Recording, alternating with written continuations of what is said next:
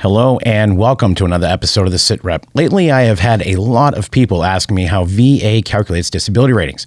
Now, I've done this topic before, but I've been thinking about it for a while and came up with a new, different way to explain what most people call VA math. But before I dive into the details, do me a favor and hit that like button and subscribe, which helps in our mission of connecting veterans with the benefits they have earned and deserve. So how is it that a veteran can be awarded 60% for one disability, 50% for another, and 10% for a third, which all adds up to 120%, but end up with 80%? Moreover, how is it that the same veteran could later be awarded an additional 10% and still end up with 80%?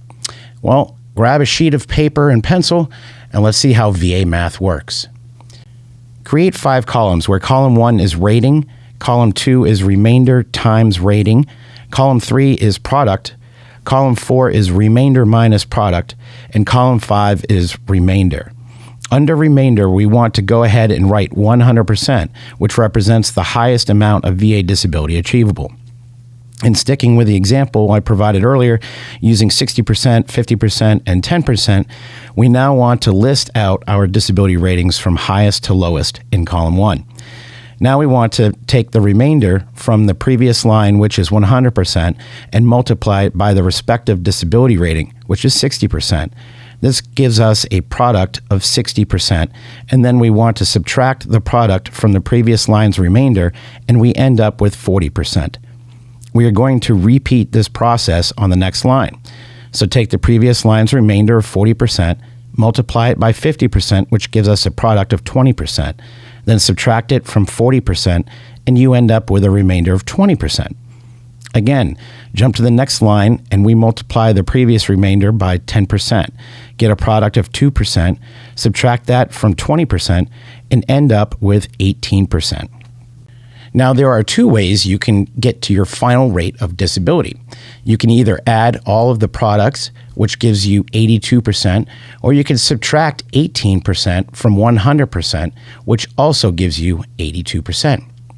However, VA always rounds to the nearest 10. So even though you have 82% in disability, it is rounded down to 80%. So if this veteran submits a new claim and gets an additional 10%, what happens? Just as before, add in the new percentage of disability, making sure they are in order of largest to smallest. Next, we multiply the previous line's remainder, 18%, by the new disability rating of 10%, which gives us a product of 1.8%. We then subtract 1.8% from 18%, and we have a new remainder of 16.2%. Whether you add the products or subtract the remainder from 100%, you get 83.3%. But again, given VA rounds to the nearest 10, your VA disability rating will stay the same. Also keep in mind that this works the other way too. You could be a veteran with 76% disability but get paid at 80%. One last thing, there are special circumstances where a veteran's disability may be calculated completely differently, such as the case with veterans who are permanently disabled, have bilateral injuries, or other circumstances. To learn more about these special circumstances and other topics, be sure to check out the links in the video description below. And as always, thanks for tuning in, and be sure to hit that like button and subscribe so you don't miss out on future episodes of the SITREP.